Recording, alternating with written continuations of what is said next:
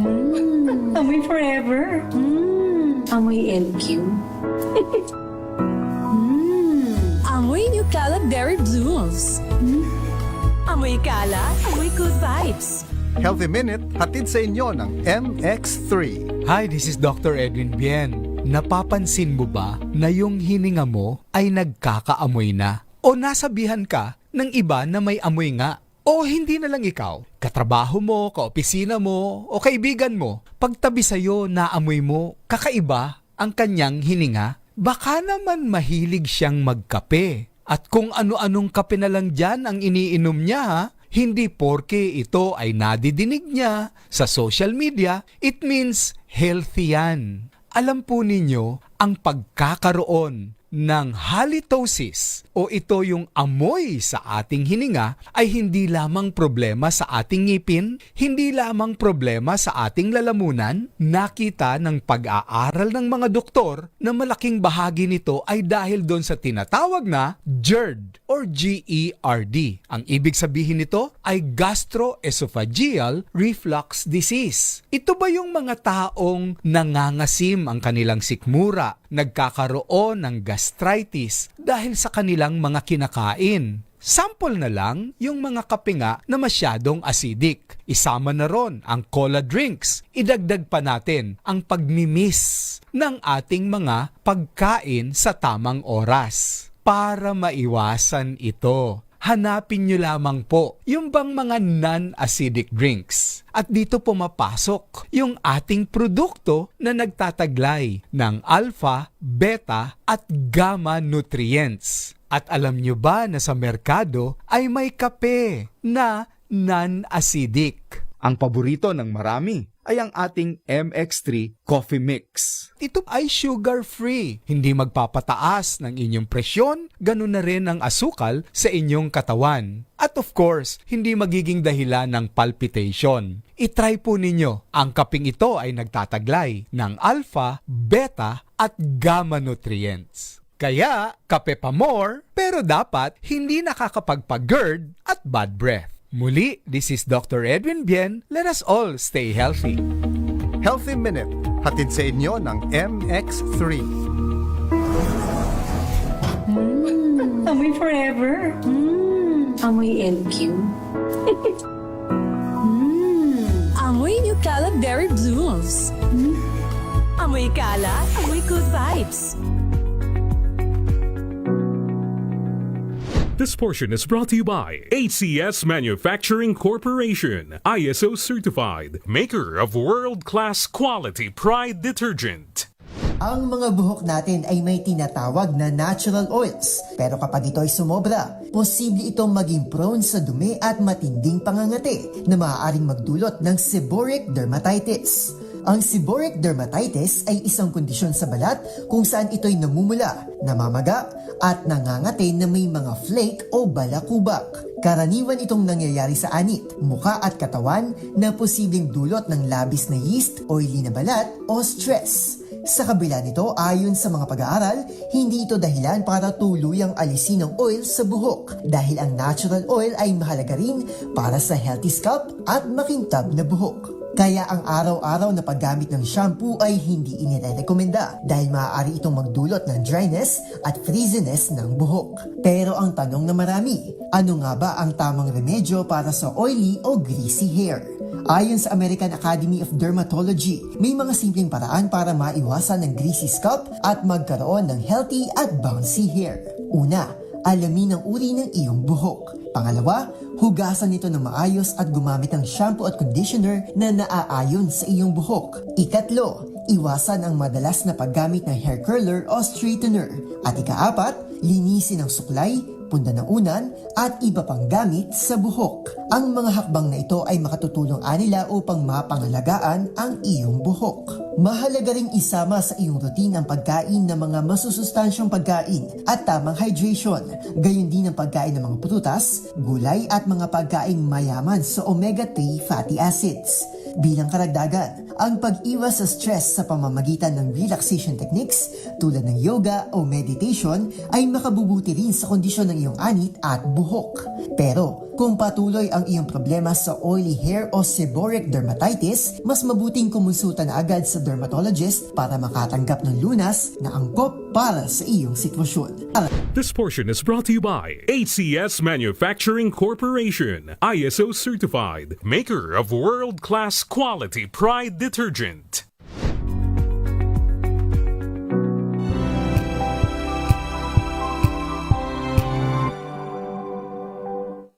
Maulan man, no worries na amoy kulong ang damit. Charm Fabcon, bangong kumakabloom, tanggal amoy kulog sa bango ng charm. Kaya gamit ko, Charm Fabcon with Bloom Fresh technology. Kills 99.9% of kulob-causing bacteria.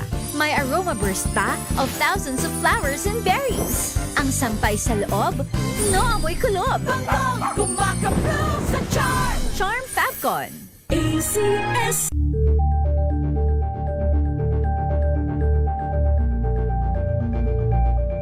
Hello, Washi! Laundry day na naman! Yay! Anong meron? Mancha ng chocolate, Oh. putik, may libag pa. Kaya natin yan! With Pride Washing Machine Detergent, may triple stain-away formula. Tanggal ang makapit, madikit, at malupit na dumit mancha.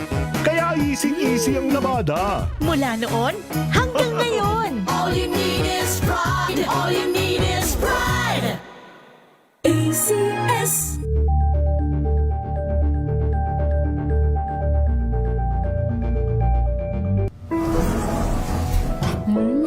Amoy forever. Amoy LQ. Amoy New Caleb Berry Blooms. Amoy kala, amoy good vibes.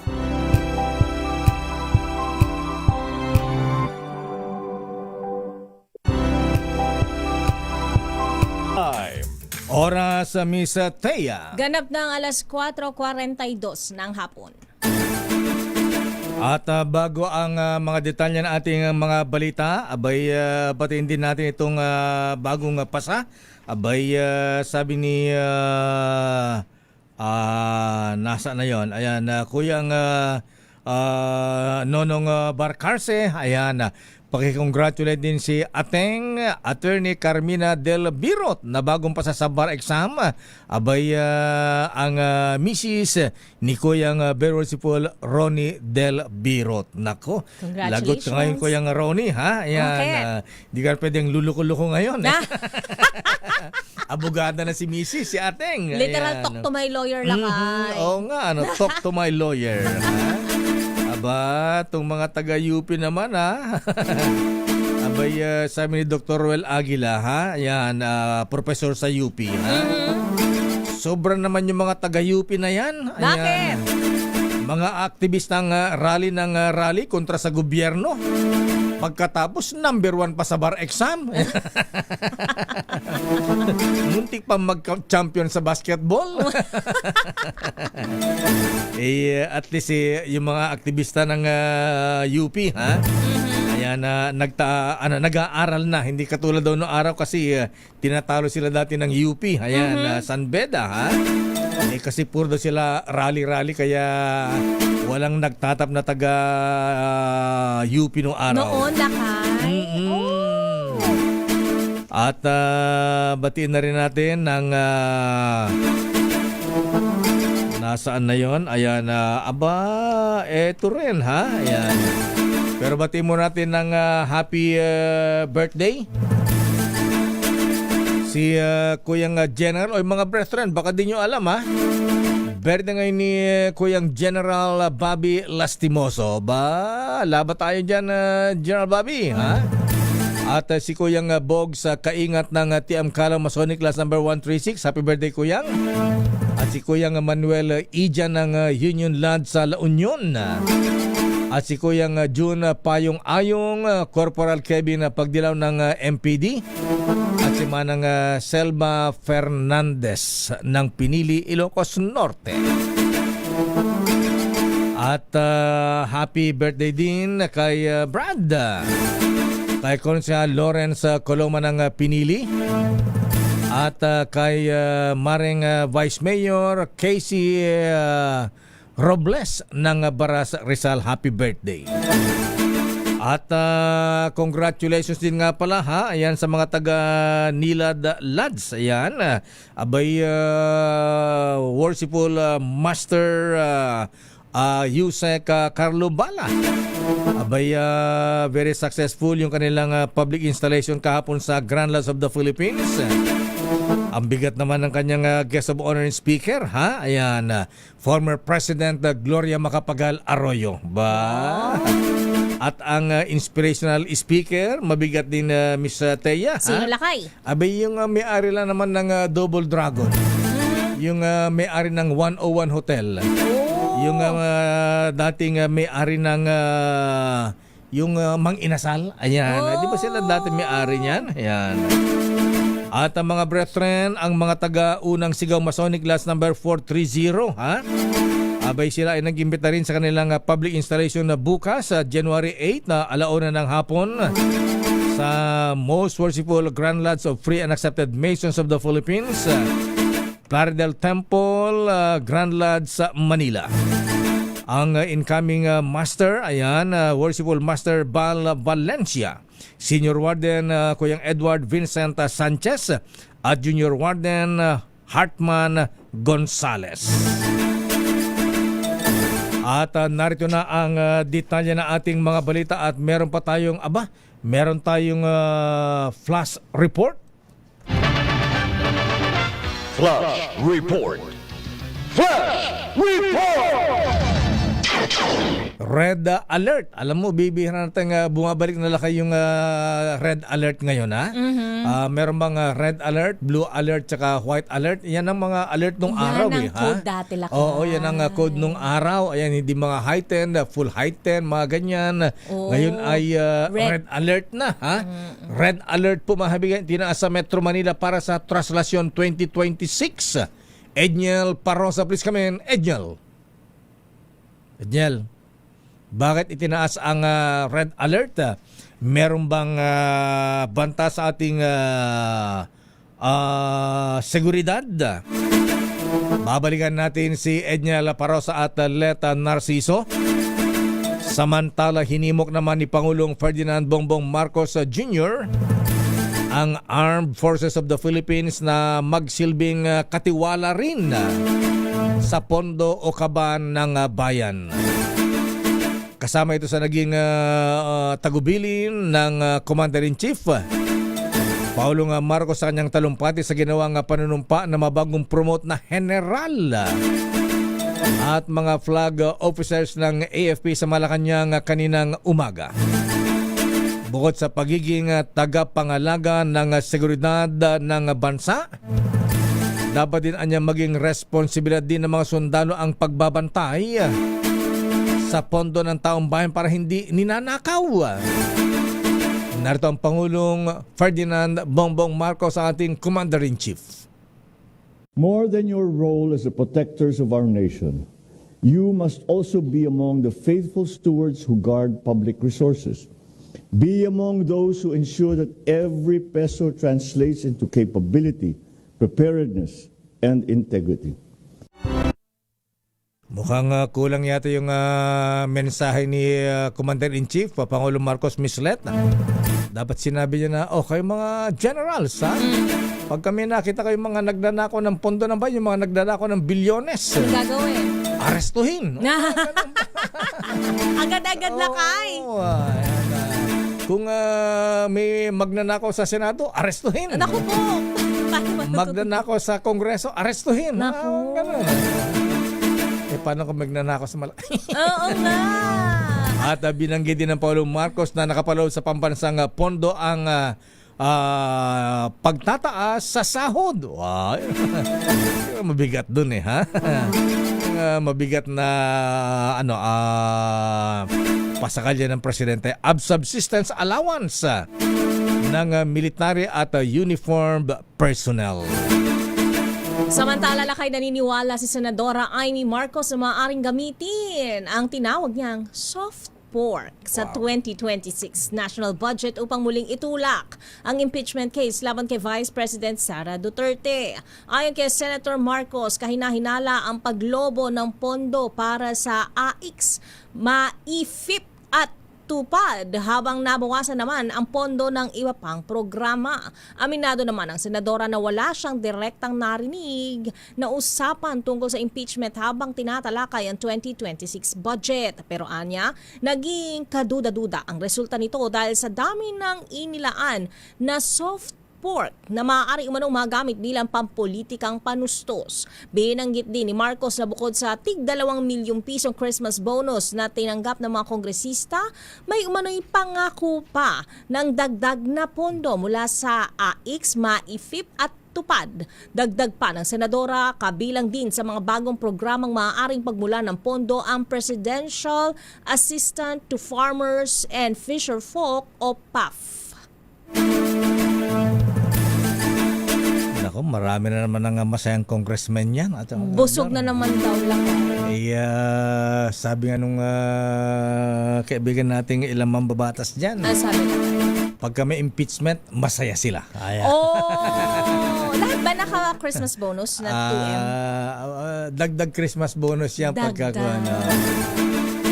Samantala, red alert itinas na sa Metro Manila para sa Traslasyon 2026. Edniel Parosa, please come in. Edniel.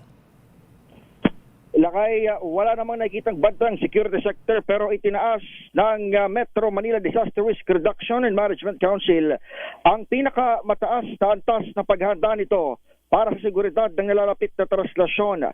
Epektibo ito simula ngayong araw hanggang sa alas 8 na umaga sa Enero 10. Sa bisa nitong red alert status, mahigpit na tututukan ng Office of Civil Defense ang lahat ng aktibidad mula ngayong araw kung kailan magsisimula itong pahalik sa kapistahan. Batay sa memorandum ng MMDRMC, pinagana na rin ang response clusters gaya ng sa DSWD, NCRPO, Philippine National Police, Department of Health, MMDA, NCR Command ng Armed Forces of the Philippines, DICT at DILG. Activated na rin ang Regional Interagency Coordinating Cell at ang lahat ng local DRM offices sa bawat lokal na pamahalaan dito sa Kamaynilaan. Layo nitong palakasin ang coordination at interagency na ugnayan upang masiguro na may naka-standby din na response team kung saan man may susulpot na eventuality. Ngayong hapon ay kasulukuyang isinasagawa lakay sa Maynila itong send-off ceremony na higit sa 18,000 pulis kasama ng iba't ibang augmentation para sa pahalik na magsisimula mamayang gabi hanggang sa buong pista ng Nazareno sa Enero 9. Ako naman si Edniel Parosa, nag-uulat para sa DZRH. Una sa Pilipinas, una sa Pilipino. Maraming salamat, Edniel Parosa. At masaya ang inyong public installation na bukas. Bakit? Kuyang Dr. Fidel Caballero, ha? Dahil ang isang officer ng Silanganan Masonic Class number 19, pumasa rin sa bar exam. Congratulations! Congratulations sa Kuyang Attorney Joseph Estrella ng Silanganan Lad sa number 19. Mula kay Kuyang Dr. Fidel Caballero. Samantala, Secretary Ted Herbosa itinangging mapapalitan siya sa Department of Health. Bakit? May sasabihin ka, Lakay? Tagal naman. Ba't siya nagsasabi? Dapat ang presidente ang nagsasabi niyan. Italyo mo ang balita. RH14 Let Narciso, Miss Let. Miss Thea Lakay, wala raw katotohanan ang mga ulat na papalitan si Secretary Ted Herbosa dahil sa mga issues sa Department of Health. Pero ayon kay Herbosa, bukas siya sa anumang posibilidad. Lahat naman anya sila sa gabinete ay nagsisilbi sa kagustuhan ng Pangulo. Prerogative anya ng Presidente kung naisip itong magtalaga ng ibang opisyal sa posisyon. Sabi ng kalihim, patuloy lang niyang gagampanan ang kanyang mandato at ipatutupad ang mga programa ng administrasyon para sa serbisyong pangkalusugan sa mga Pilipino. Narito si Secretary Herbosa. There's no truth to that. I think Yusek Claire already said yesterday that there is no revamp of the cabinet. But we in the cabinet all serve at the pleasure of the president. So if ever the president wants to replace me, that is the prerogative of our president. We continue to fulfill all his mandates, zero balance billing, bukas centers, and all this focus on the higher budget is emphasis on health. So I think we will continue to pursue the mandates of the president with emphasis on better healthcare for all Filipinos. Si Health Secretary Ted Herbosa. Isulat na yung para sa Dean. Yes, Akay? Kung hindi mapapalitan, hindi aalisin si Health Secretary Ted Herbosa bilang Secretary ng DOH, naniniwala na ako. Na? Bakit lakay? Basta naniniwala na ako. Ayan. Na ano lakay? Na ano? Malakas ka First Lady.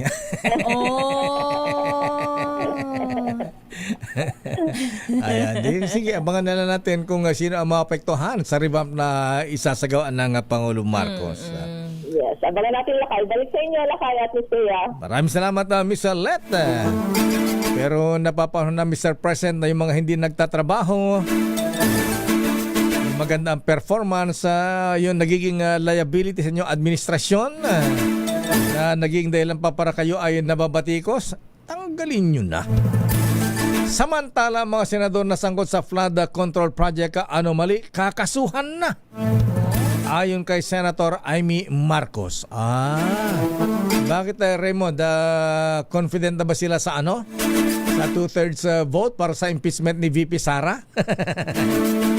Hindi ba nila kailangan yung mga boto ng mga nadadawit sa flood control scandal? Aris number 28, Raymond Advance. Please come in. Raymond. Mayor, tuloy na ang pagsasampa ng kaso laban sa mga senador na umunay sangkot sa flood control anomaly. Ito ang isiniwalat ni Senador Amy Marcos sa isang Zoom news conference sa mga kasapi ng Senate media. Nakarating umano sa kanya ang balita na sa January 15 ay kakasuhan ng mga senador at ilang congressmen. Kabilang dito sina Senador Jinggoy Estrada, Senador Joel Villanueva at dating Senador Ramon Bong Revilla Jr., Construction Workers Solidarity Party List Representative Edwin Garjola at Benguet Representative Eric Yap. Sa akin ni Senator Amy, kumpleto na umano ang ebidensya laban sa kanila at ihakain na lamang sa korte. Wala pa naman pang ebidensya upang kasuhan Senador Francis Chis Escudero, Senador Mark Villar, dating Senador Grace Poe at ngayon ay Makati Mayor Nancy Binay. Naninindigan ang senador sa kanyang nakalap na impormasyon na bubuwagin na ang Independent Commission for Infrastructure o ICI pagdating ng buwan ng Pebrero, kasunod ng pagbibitiw ng dalawang commissioners ito na sina dating DPWH Secretary Rogelio Bates Simpson at kilalang auditor na si Rosana Fajardo. Ito si RH28, Raymond Advance para sa DCRH, una sa Pilipinas, una sa Pilipino. Kailan daw? January 15? Ayan. Before Chinese New Year. May isang linggo pa sila lakay. After Three Kings.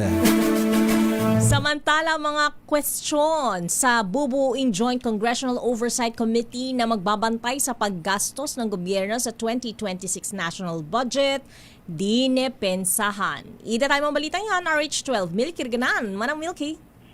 Teya at Lakay, maaga pa para husgahan ang magiging trabaho ng bubuing Joint Congressional Oversight Committee na magbabantay sa gagawing paggasta ng gobyerno sa 2026 National Budget. Ito ang pagtatanggol ni Bicol Saro Party List Representative Terry Ridon, Chairman ng House Committee on Public Accounts, sa mga tanong kung paano babantayan ng mga mambabatas ang budget gayong sila daw mismo ang posible umanong makinabang.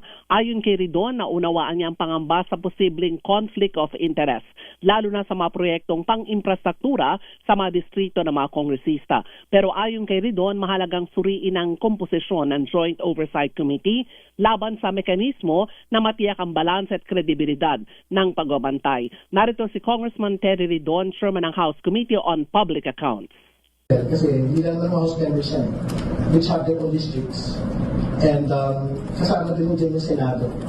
So kumbaga, tingin ko, kaya naman ho, tingnan pa rin po yung mga allocables ng mga distrito.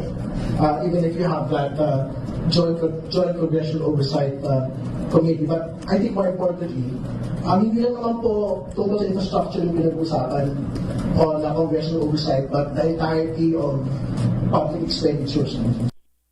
Paliwanag pa ni Ridon, hindi lamang daw mga congressmen ang bubuo ng oversight body, kundi kasama rito mga party list representatives at mga senador na magsisilbing pambalanse sa mga vested interests. Ako si Neil Greguna, nagulat para sa DCRH, una sa Pilipinas, una sa Pilipino. Maraming salamat, Manang Milky Rigunan, at masaya din ang mga taga Jolly Bugarin Masonic Lodge sa 468. Dahil pumasa rin ang isang member ng Bugarin Lodge, si Kuyang Attorney Mateo. Aba, dalawa ha? Ayan. Attorney Mateo Cruz at Kuyang Attorney Baden Alonso. Congratulations mga brethren. Samantala, Bulkang Kanlaon abay nagbugan ng abo. Nagkaroon ng ash emission ayon sa PHIVOLCS. Val Gonzalez, please come in. Val. Mayor nakaranas ng ash emission ng Canlaon Volcano bandang alas 2:58 ngayong hapon batay sa time-lapse footage na inilabas ng Philippine Institute of Volcanology and Seismology o PHIVOLCS. Tumaas ang grayest plumes ng 700 metro sa may direksyong Hilagang Kanluran. Ayon sa PHIVOLCS, nananatili ang alert level 2 sa Canlaon Volcano kaya't pinapayuhan ng mga residente sa mga lugar na malapit sa bulkan na mag-ingat at sundin ang mga tagubili ng mga otoridad. Sa ngayon ay nakikipag-ugnayan na mga lokal na pamahalaan sa mga residente upang magbigay ng mga direktiba at paghahanda sa posibleng paglaki ng ash emission. Nakantabay naman ang mga emergency responders upang magbigay ng tulong kung kinakailangan. Ang Canlaon Volcano ay may kasaysayan ng pagputok noong 2024 hanggang nitong nakalipas na taon. Patuloy na minomonitor ng PHIVOLCS ang aktibidad ng Mount Canlaon maging ang Mount Mayon sa bahagi ng Bicol Region. Ako si Val Gonzalez, DCRH, una sa Pilipinas, una sa Pilipino. Maraming salamat, Val. At sabi ni Kuya June Kikoy, pakicongratulate din ang isa nating kuyang sa Madera, Cagayan de Oro Masonic Lodge sa number 298. Kuyang congratulations sa attorney Kuyang Roel Kikoy ng Madera, Cagayan de Oro Masonic Lodge. Samantala, Bucor nakapagtala ng mahigit 7,000 kaanak at kaibigan na dumalaw sa kanilang mahal sa buhay na PDL. Idetalyo ang balitang yan, RH27 Noche Kakas. Noche? Miss Nakay, nakapagtala ng malaking pagtaas sa bilang ng mga bumisita ng New Philippine Prison sa Muntinlupa City noong Pasko at bagong taon. Umabot sa 7,168 kamag-anak at kaibigan ng mga persons na deprived of liberty ang naitala upang makasama ang kanilang mga mahal sa buhay mula December 23 at January 2 sa 2026. Sa nasabing bilang ang regular na pagbisita ng pamilya ay umabot sa 4,676 habang 2,492 naman ang naitalang nag-stay in o conjugal visits. Ipiniliwanag ni Bucor Director General Gregorio Katapang Jr. para sa maraming bilanggo. Ang mga pagbisitang ito ay isang lifeline, nagbibigay ng emosyonal na suporta, kada isang paalala ng kanilang buhay sa labas ng mga hangganan ng correction sa facility. Gumugugol ng di kalidad na oras na magkasama kahit umano sa likod ng mga rehas ay nakatulong na mabawasan ang kanilang emotional strain sa pagkakakulong sa panahon ng Kapaskuhan kahit may limitasyon ang kanilang kalayaan. Arit sa 27 na chika ka sa DCRH, una sa Pilipinas, una sa Pilipino. Maraming salamat, Noche Kakas. At ayan, Madera pala. Ayan. Congratulations sa Kuyang Attorney Roel Kikoy Madera for passing the bar exam. Samantala, President Donald Trump maaring mapatalsik sa peso sakaling hindi manalo ang kanyang mga kapartido sa Republican sa US midterm elections. Aba, pagka natalo ang mga Republicans, ma-impeach itong si President Trump Conquistador. Dami ang kinokonquer. Ayan, Venezuela. Mukhang target pa ngayon ang Greenland. Abay, pati Bolivia at Mexico. James Galange sa detalye. James. Lakay, pinangangambahan na nga ngayon ni US President Donald Trump na maaari siyang ma-impeach o mapatalsik sa pwesto sakaling hindi manalo ang mga Republican sa darating na US midterm elections. Kung saan sa pahayag ng Pangulo ay mataas ang tsansa na matanggal ito sa oras na manguna ang mga Democrat sa mayorya ng Kongreso at Senado. Narito si US President Donald Trump. You got to win the midterms, because if we don't win the midterms, it's just going to be, they'll find a reason to impeach me. I'll get impeached. We don't impeach them. You know why? Because they're meaner than we are. We should have impeached Joe Biden for 100 different things. They are mean and smart. Nakatakdang na sabing eleksyon sa Naku, nawala ka na, James. Maraming salamat, James Galange, sa Sports Mistea. Alex Ayala tinalo si Daldana Vecchi sa unang round ng ASB Classic sa New Zealand. Idetalmang balita, Millie Borja. Millie girl. Magandang simula ang ipinakita ni Filipina tennis star Alex Ayala sa kanyang 2026 campaign matapos talunin si Croatian Daldana Vecic sa unang round ng ASB Classic sa Auckland, New Zealand. Si Ayala, na ika-4 na seeded sa torneo, ay bumawi matapos matalo sa unang set at nagwagi sa score na 4-6, 6-4, 6-4 laban kay Vecic, ang world number 69 at silver medalist sa 2024 Paris Olympics.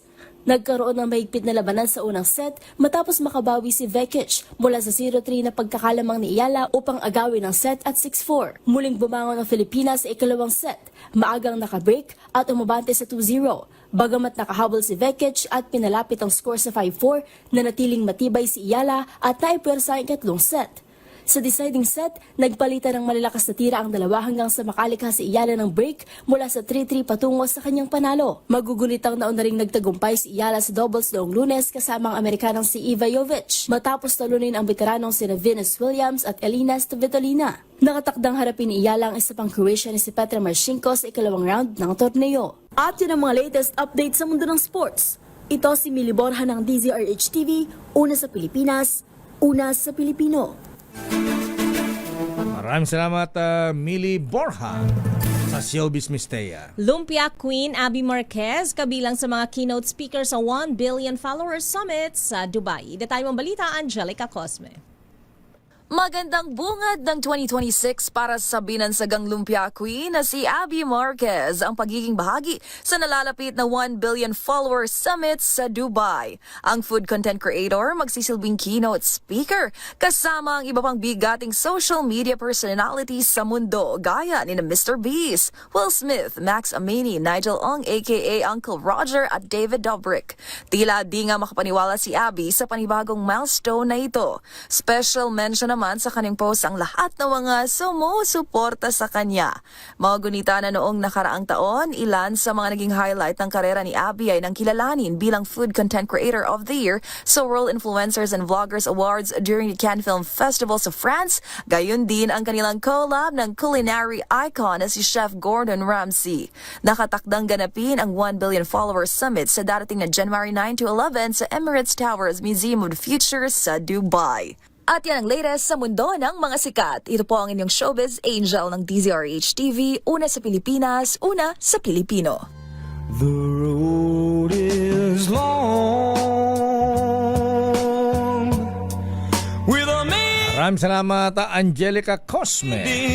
At sabi na ating business correspondent, Mr. Michael is my guy. How much? Ang palitan ng dollar ngayon na Mistea, nagsara sa halagang 59 pesos and 35 centavos per dollar. Ba kung kailan natapos ang Pasko at New Year, tumataas ang palitan, tumataas ang halaga ng dollar. At yan ang kabuhan natin palatuntunang break time. Ako po si Deo Macalma. Ako naman po, Thea Petro Corpuz. Mga balansyadong balita susunod na. Henry Uri at Miss Kay, Karen Oyong. Oras ganap ng alas 5:09. Oras ay hatid sa inyo ng Sleep Laboratory ng Makati Medical Center. This time check is brought.